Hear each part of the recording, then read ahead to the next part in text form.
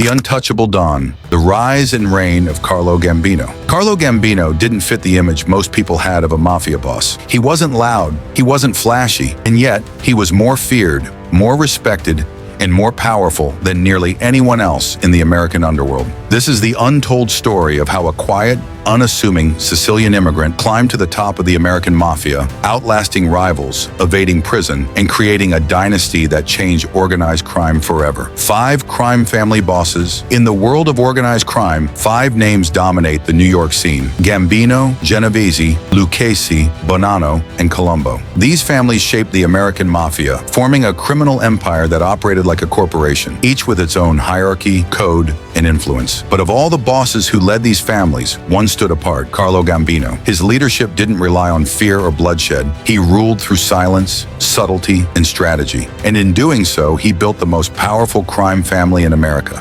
1. Early life in Sicily. Carlo Gambino was born in Palermo, Sicily in 1902. Though the exact date remains uncertain, he grew up in a culture where the mafia wasn't just feared, it was embedded into daily life. His family had strong underworld connections, and from an early age, Gambino learned the codes of power, silence, and survival. His childhood was marked by violence and betrayal, and these early experiences would later shape his philosophy: trust no one, act deliberately, and stay in the shadows. 2. Arrival in America. At just 19, Carlo left Sicily, not through Ellis Island, but hidden in a shipment of olive oil and lemons. He was smuggled into New York in 1921, quietly, illegally, and without fanfare. It was a fitting entrance for a man who would make an art form out of invisibility. No papers, no interviews, no questions asked. He arrived with nothing but family ties, a sharp mind, and instincts honed by a childhood built on survival in Sicily's criminal ecosystem. Thanks to his family's connections, Gambino quickly found a place in the growing world of organized crime. While many immigrants struggled to survive, he adapted quickly, learning to navigate the brutal streets of New York with the same caution he'd learned in Sicily. He wasn't loud, he didn't stand out, but those who watched him knew he wasn't just another immigrant. He was calculating, patient, and built for the long game. 3. The rise through the ranks. In the 1920s, prohibition transformed small-time criminals into millionaires. The government had unintentionally handed organized crime its greatest gift: bootlegging, and Gambino was ready. He aligned with powerful figures like Giuseppe Joe the Boss Masseria,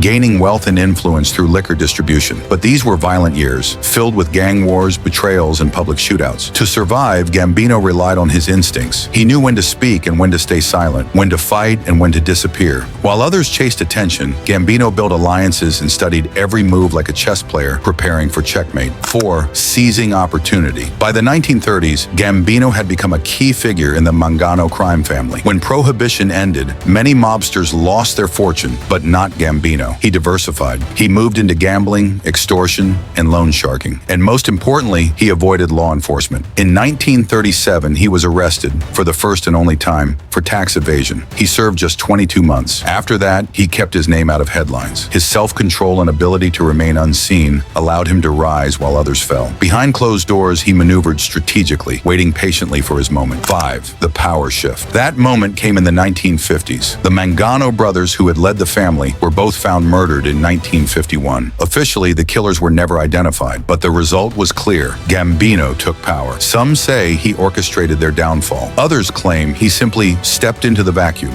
Either way, Carlo Gambino became the new underboss, and then boss, during a time when the mafia was thriving under law enforcement's radar due to World War II distractions. His timing was perfect. His method was precise. 6. Becoming Don Carlo. By 1957, Gambino had replaced the volatile Albert Anastasia, who was gunned down in a barbershop in one of the most infamous mob hits of all time. With Anastasia gone, Gambino quietly assumed full control of the family. He wasn't loud, he didn't crave headlines, but behind the scenes, he rewired the entire operation. Don Carlo believed in keeping things simple: less bloodshed, more business. He emphasized low-profile dealings, long-term planning, and using legitimate businesses as fronts for illegal profits. His method reduced risk and increased profits. 7. The Gambino family's dominance. Under Gambino, the family flourished. It became the wealthiest, most powerful mafia family in the United States. He controlled labor unions. He had influence over shipping terminals, especially at JFK Airport, and his reach extended from New York to Las Vegas and beyond. But what made him so dangerous wasn't just his power, it was his discretion. Gambino rarely appeared in photos. He gave no no interviews, and unlike other bosses, he avoided luxury. He wore simple suits, lived modestly, never flaunted wealth, because he understood, in the Mafia, visibility is vulnerability. 8. Navigating rivalries and threats. Carlo's reign wasn't without threats. Rival bosses plotted his death, most notably Joe Bonanno. But Gambino always stayed ahead. When a murder plot was uncovered, it was a young mobster named Joe Colombo who tipped off Gambino and another boss, Tommy Lucchese. That single act saved their lives and led to Colombo being rewarded with his own family. This chessboard of betrayal and loyalty defined the Mafia during the 60s and 70s. Gambino understood human nature. He read people better than anyone, and he used that skill to build a tightly loyal circle around him, ensuring protection from enemies, and often even from the law. 9. Life lessons from Carlo Gambino. What can you learn from a Mafia boss? More than you think. First, patience. Gambino never rushed decisions. He waited for the right moment, knowing when to act and when to stay silent. In life or business, patience can make the difference between success and failure. Second, never underestimate the quiet ones. Gambino didn't shout to be heard. He didn't demand attention, but he commanded respect. Third, networking is power. Relationships built Gambino's empire. He wasn't just a boss, he was a master at alliance building. In today's world, success still depends on who you know and how you treat them. Fourth, adaptability. From Prohibition to World War II, every shift in the world was a new opportunity for Gambino. He didn't resist change, he used it. Fifth, principles matter. Even in a world of crime, Gambino followed a personal code. He valued loyalty, discretion, and discipline. Those principles built his legacy. 10. The final years. In his later years, Gambino became even more elusive. He ran his empire from the shadows, rarely seen, rarely heard from. He died in 1976, peacefully in his own bed,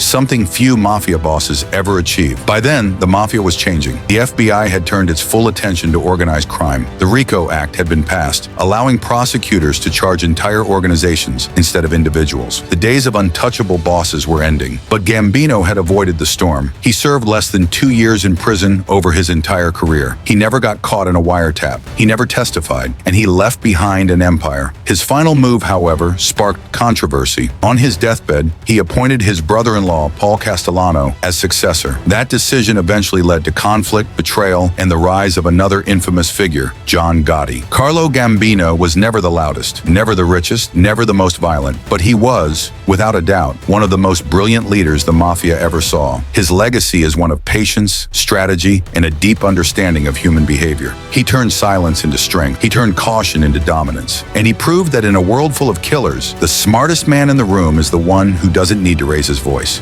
If you found this story fascinating, there's more where that came from. The world of organized crime is layered with loyalty, betrayal, and ambition. So stick around. We're just getting started. Comment your thoughts and subscribe for more deep dives into Mafia history and the minds that shaped it. Thanks for watching.